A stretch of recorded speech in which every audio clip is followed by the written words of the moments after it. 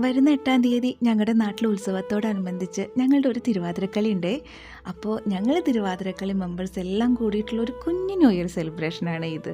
എന്നെ സംബന്ധിച്ചിടത്തോളം ഈ ഒരു സെലിബ്രേഷൻ ഒരുപാട് സന്തോഷം നിറഞ്ഞതാണ് കേട്ടോ. കാരണം എന്താണെന്നറിയോ, വീടും വീട്ടിലെ പണികളും മാത്രമായി ഒതുങ്ങിക്കൂടിയ ഞാൻ, അതുമാത്രമായിരുന്നു എൻ്റെ ലോകം. തനിയെ ഇരിക്കാനൊക്കെ ഇഷ്ടപ്പെടുന്നവരുണ്ടാവും. പക്ഷേ എനിക്ക് തോന്നാറുണ്ട്, ഏട്ടൻ വർക്കിന് പോയി, മോള് സ്കൂളിലും പോയി കഴിഞ്ഞാൽ ഞാൻ മാത്രം വീട്ടിൽ, ആരും മിണ്ടാനും ഇല്ല, പറയാനും ഇല്ല. ഒരുപാട് ഫ്രണ്ട്സൊക്കെ ഉണ്ടായിരുന്നു. കാലങ്ങൾ കടന്നു പോകുന്നതനുസരിച്ചിട്ട് പതിയെ പതിയെ കൂട്ടുകെട്ടുകളും അവസാനിച്ചു. ചുരുക്കം ചില ഫ്രണ്ട്സിനോട് മാത്രമായിട്ടുള്ള ഫോൺ കോൾസ്. എൻ്റെ തിരുവാതിരക്കളി എന്താവും എന്നൊന്നും എനിക്കറിയില്ല.